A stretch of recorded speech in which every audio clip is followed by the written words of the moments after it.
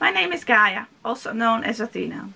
In this video I would like to tell you a little bit about my reading history and how my tastes in genres have changed over the years.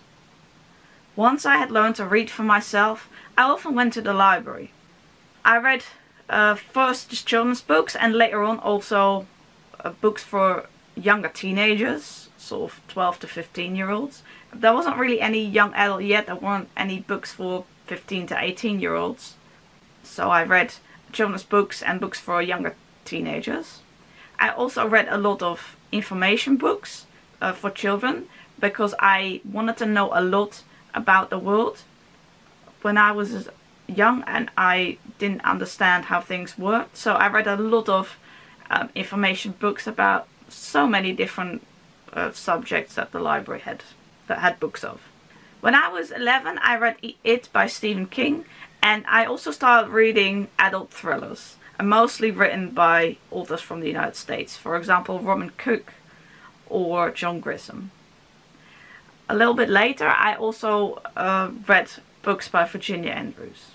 When I was a younger teen I started to read books with information about autism and also autism memoirs, because I was sort of trying to find out who I was, and in reading these books I was hoping to find answers of who I am and where do I fit in, and so I read a lot of books about autism. At some point I stopped with this because I felt like I had the answers. I felt like I knew enough about myself. When I was an older teen in high school, one of my classmates and also a friend, she was reading an adult high fantasy series and she told me about it and I thought it sounded interesting, so she lent me her books and I really enjoyed it, and from then on I mostly read adult high fantasy. That series was The Lontopin Chronicle by David B. Cowie. This is Het Volk van Gildri, which is book 2 in the series, and I got this one out because I only have the second book of the trilogy in Dutch and I have the others in English, but this is the same edition that she read at the time. So I mostly read adult high fantasy for a while as an older teen. I borrowed a lot of fantasy books from the library, but I found that they sometimes didn't have all the books in the series. So I started to buy more books for myself so I could read the whole series. I also started to buy more books in English because not always were all the books available in Dutch. At some point I stopped being a member of the library because I felt like I had read so many books already from here. And I think at some point it became more expensive or something, or I started to have to pay, you know. So I wasn't really that interested in it and I stopped being a member of the library. When I was in my early 20s, my boyfriend introduced me to manga, so I borrowed some of his manga and I read that and I liked it a lot. So that's how I got into that genre. My boyfriend's brother gifted me a couple of science fiction books, and that's what got me into reading science fiction. He gifted me The Reality Dysfunction by Peter F. Hamilton, which I absolutely loved. And he also gifted me a couple of books by Jill Haldeman, namely The Time Machine, Mossbound, and the omnibus Peace and War, which I still haven't read to this day. I really like these two. I haven't read this because somehow I had it in my mind that in order to read this Peace and War omnibus I needed to also read the book War and Peace, and I'm not that fond of classics, so that never happened, so I've never read this, but hopefully one day it will happen. And that got me really into reading adult epic science fiction. So for a while I mostly read fantasy and science fiction. Then a while later, in my mid-20s, when I found out about this Dutch book fair called Het Boekenfestijn, I started going there. They sell books that bookshops can no longer sell, for example because they go a bit older or because they have a little bit of marks on them.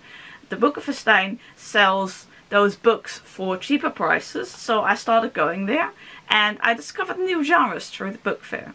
For example, I had heard of Confessions of a Shopaholic by Sophie Kinsella, and I found this book there and I thought, I've heard nice things about this book, but I don't know if this genre is for me.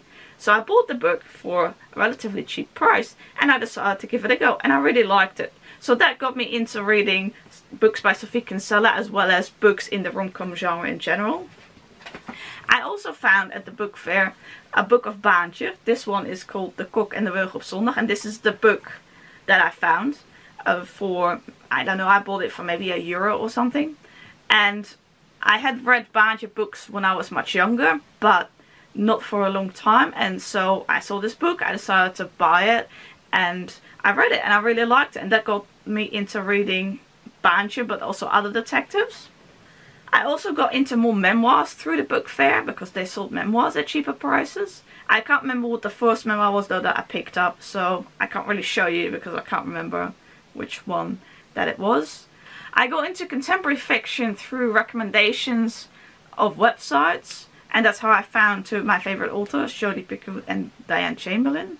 I started going to library sales, and this is where I bought children's books and books for younger teenagers. This is where I found Stilton books, and I bought 2 of them. And I really liked them, so I decided to buy more of them. Then in my late 20s, I found the Book Community online. I started to follow book blogs, and I also got onto YouTube and started to follow booktubers. And I got a lot of recommendations through blogs and YouTube, including young adult books, so I started to read more of those. I became a member of the library again in 2015, and I started to read more children's books and young adult through the library. In May 2013 I started a readathon with some friends, and for this readathon I initially read bigger books interspersed with lots of shorter books. So, for example, I read a quick read, Baantje, I read some short stories and novellas, I read a Babysitter's Club book. I started to read mostly short books for readathons because I find that with longer books, particularly if they're epic and long or have a lot of characters or things like that, I really need a lot more processing power. I can't read a long book for even several hours a day or something.